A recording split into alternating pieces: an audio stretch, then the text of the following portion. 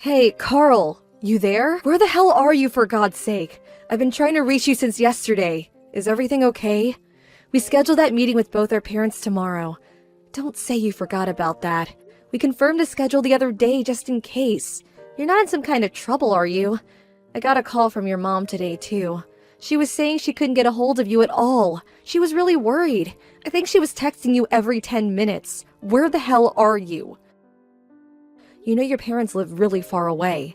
It was also hard for them to get a connecting flight here. They took the time and trouble to come out here to meet us. The least you can do is contact them and put them at ease. Come on, Carl, what's the deal? I'm sure you know, but we're meeting at 11 p.m. at the Italian restaurant on 5th Street. You know the place. We had dinner there last month. Don't be late. I'll be outside waiting for you just in case. You better show up, Carl. Don't be late. I mean it. And wear that gray suit like we discussed. Carl, come on, answer me. Where the hell are you? I thought I told you to be here. It's way past 11. It's almost noon. We couldn't wait any longer, so we already ordered. Where the hell are you? What's up? Did something happen? Are you in trouble or something? Is your phone out of order?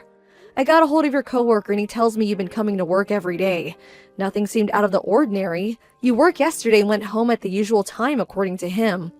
You do know I've been sending you text messages. It's all been saved. Check your incoming text record. You must be seeing it, right? If you don't have an issue with your Line app, I would really appreciate it if you would contact me. I'm sure our folks feel the same way, so please, everyone is super worried.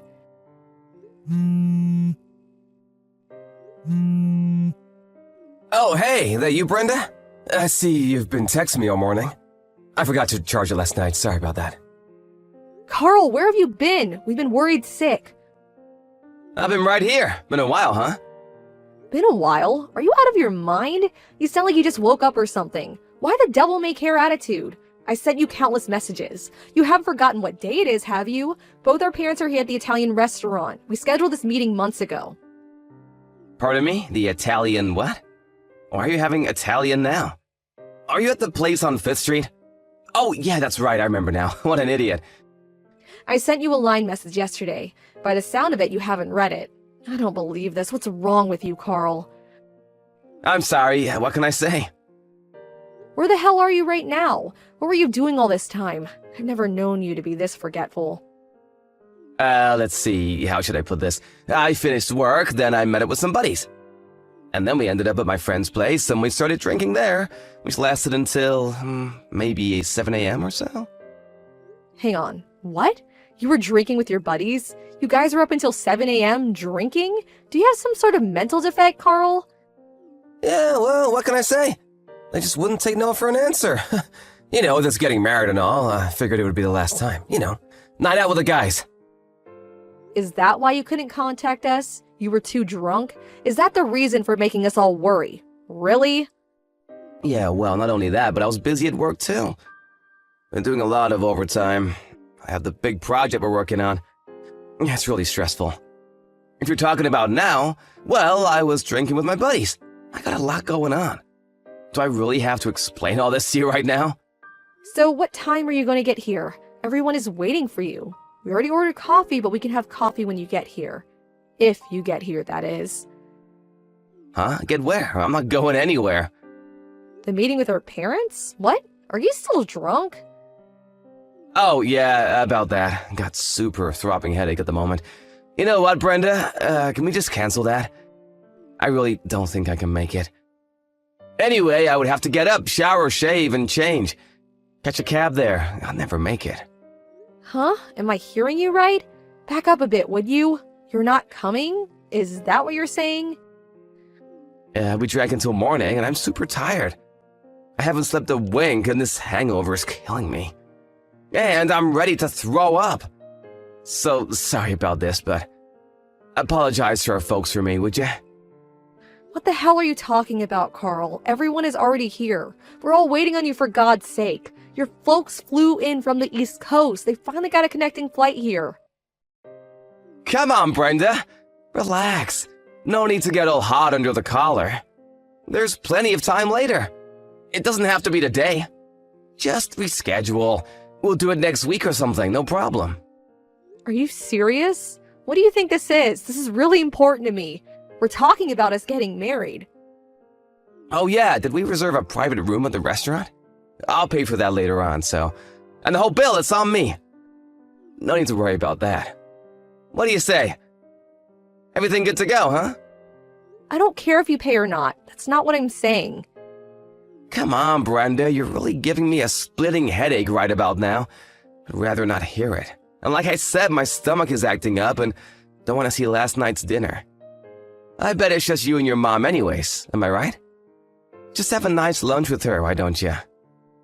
What? Yeah, she really wanted to meet you. See you in person. I only had good things to say about you, so she wanted to check you out herself. She'll be disappointed. I'm doing you a favor, Brenda. I'm marrying someone from a not-so-well-to-do family. You should actually be grateful to me. Just do as I say and let this go, would ya? Pardon me? That really wasn't called for. How could you say that? Are you saying I'm poor? Just because I'm from a single-parent home doesn't make me some sort of pauper that needs a handout. I want you to apologize. No need to get all steamed up about it, Brenda. Just cancel the damn meeting for today. Reschedule it, would ya? You're there at the restaurant now. Make another appointment for next week or something. My friends and I are too wasted to even get out of bed. No way I'm making it over there anytime soon. So please, take care of it. Let's talk about this later, huh? You have no intention of coming today. Is that final? Don't go psycho on me now. What's the big deal anyways? You know what? I'm about to conk out again. I can hardly keep my damn eyes open. The meeting has been terminated. It's no more. Loud and clear. Tell my folks and your mom to rest up and we'll do this again another day. Simple. Am I getting my point across to you? Yeah, if that's the way you want it. Loud and clear, Lord and Master. That was an important day for me, and I hope you will take responsibility for ruining everything. And you will, I assure you. Yeah, I hear you loud and clear. Can I go now?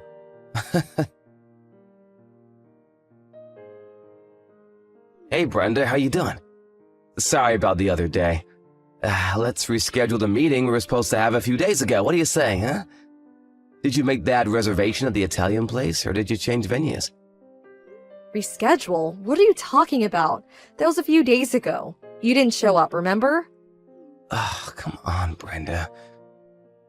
The parents' meeting we're supposed to reschedule. You know, the meeting where our parents are supposed to meet before we get married. Haven't had your morning coffee yet, I see. Unlike your mom, who is a single mom, according to you. On the other hand, my dad runs his own business, so he's super busy. Just hope he has the time. What's your mom do? Part-time at the supermarket? Anyway, I hope my dad can work it into his schedule. Oh, really? Yeah, busy dad. He told me all about it. Good to know. I finally understand why my mom insisted that I not reveal who she really is during the meeting. That there was plenty of time to do it later. Right. What the hell are you talking about? Reveal what? That she's a cashier? Come on, Brenda, makes sense, would ya? Just cut to the chase. My mother also runs her own business. Wait a second. So, are you saying your mom has her own company? That she's, what, the president of a company? Yeah, she's the current CEO of Trend International. I'm sure you've heard of it. I mean, you work with them, is what I heard. Hang on a second, Trend International? You can't be serious, not that Trend International. Come to think of it, you guys do have the same last name. Why didn't you tell me this before? Yeah, well, it's a pretty common last name, so maybe you didn't put two and two together. But to be honest, I thought you worked it out. Guess I was wrong about you. In more ways than one, it turns out. Trend International does business with your company. You're one of their major clients, if I'm correct, and I hear you're the account manager, is that right? Yeah, well, I was the project. But you don't seem to be doing a very good job. At least that's what I hear. Screwed up some major deals several months ago. Where'd you hear that? That deal was not under my supervision. That was... You apparently tried to seduce a rep from Trend International on that project last month. It got so hard that she was subsequently replaced with a male rep. That's what I heard. Not a very good look, to say the least. But you didn't learn your lesson, did you? Every time you visited the Trend headquarters, you would try to pick up on the receptionist. Did you know that there were many complaints to the HR department about your antics, Carl? So don't try to deny it. But one young woman got snared in your little sweet-talking trap.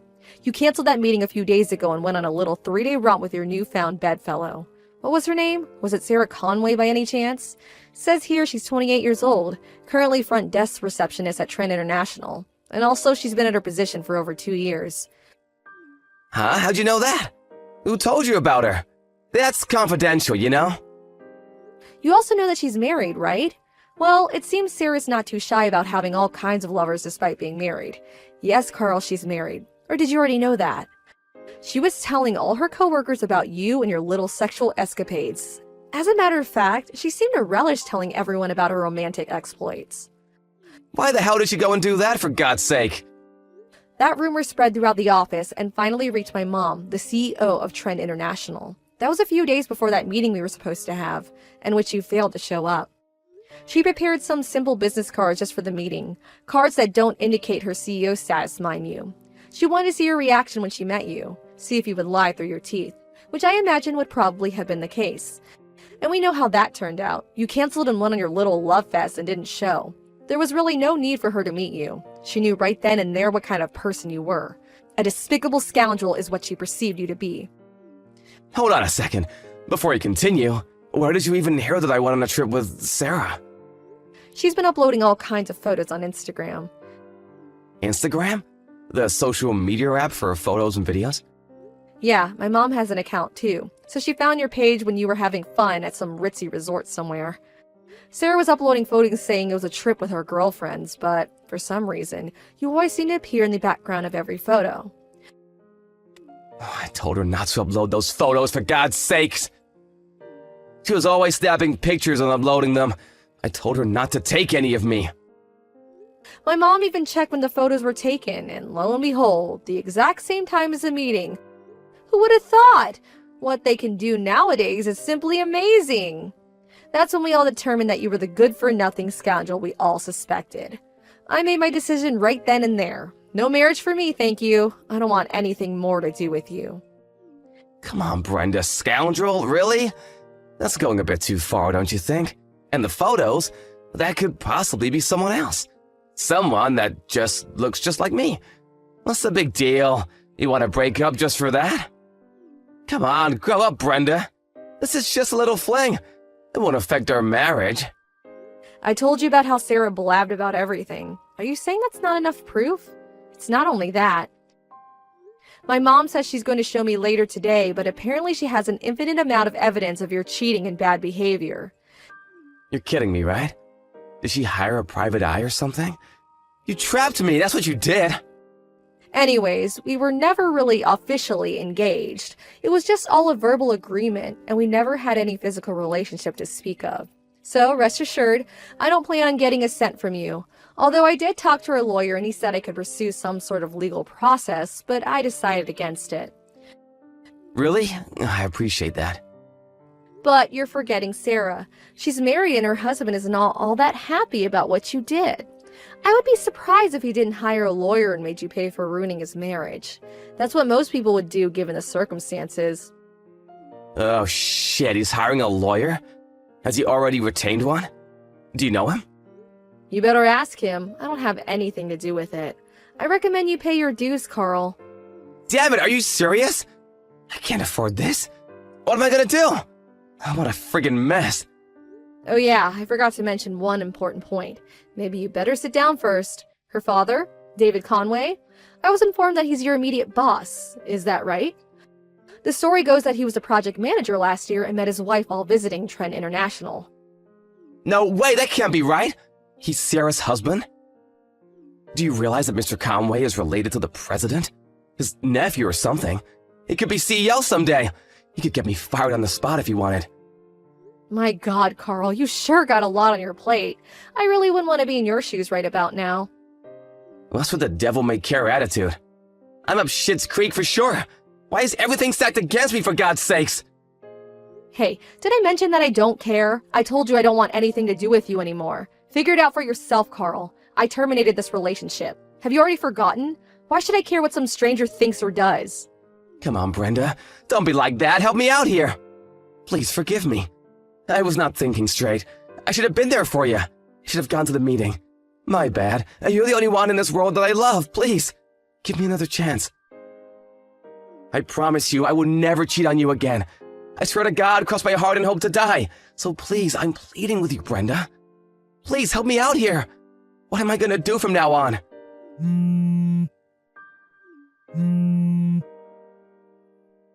Brenda, please!